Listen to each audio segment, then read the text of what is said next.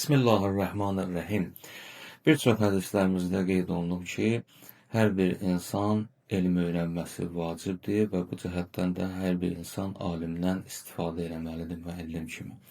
Və bir çox yerlərdə də hətta dinimiz tövsiyə eləyib ki, hətta alimin üzünə baxmaq belə, hətta danışıq olmasa belə, bu özü də ibadət savabı var, bu özü də ibadətlərdən sayılır.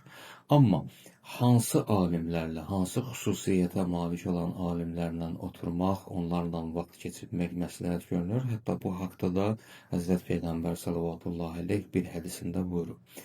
Bir hədisində buyurur ki, sizi 5 şeydən 5 şeyə yönəldən alimlərlə hər zaman ünsiyyətdə olun, vaxtınızı onlarla keçir. Hansı şeylərdir o 5 şeylər? Çünki bizim bu 5 şeyə çox böyük ehtiyacımız var. Hər bir insan demək olar ki. Birincisi budur ki, sizi minəl şəkki iləl yəqin. Sizi şək və şübhədən yəqinə yönəldən alimlərdən. İkincisi budur ki, və minər riya iləl ixlas.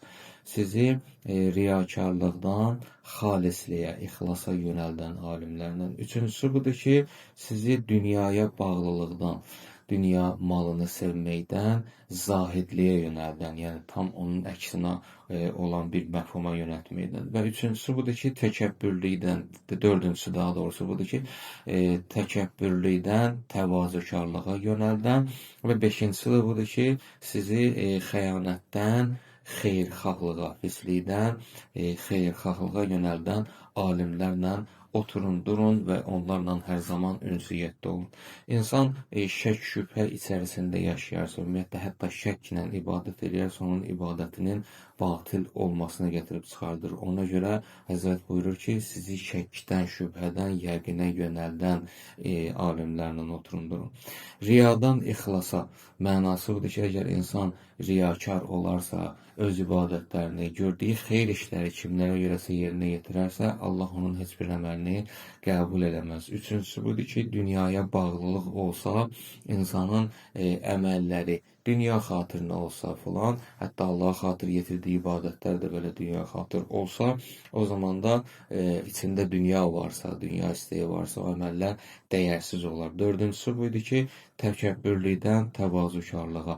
Əgər insan təkəbbürlü olarsa, insanlarla təkəbbürlü rəftar eləyərsə, davranarsa, təbii ki, onun sonu axirəti yaxşı nəticələnməz ki, necə ki, iblisin də axirəti təkəbbürlüyə görə aqibəti yaxşı olmadı. Və beşincisi də buydu ki, insanları xəyanətdən, sizi xəyanətdən xeyirxahlığa yönəldən. Xəyanət özü çox çirkin bir əməldir ki, heç bir cəmiyyətdə qəbul olunmur, o cümlədən də bizim dinimizdə. Amma onun əksi xeyirxahlıqdır ki, hər bir insan öz xeyirxahlığı ilə həm Allah yanında, həm də cəmiyyətdə insanlar arasında yaxşı sayılıb, seçilən, hörmət sahibi olan insanlardan olur.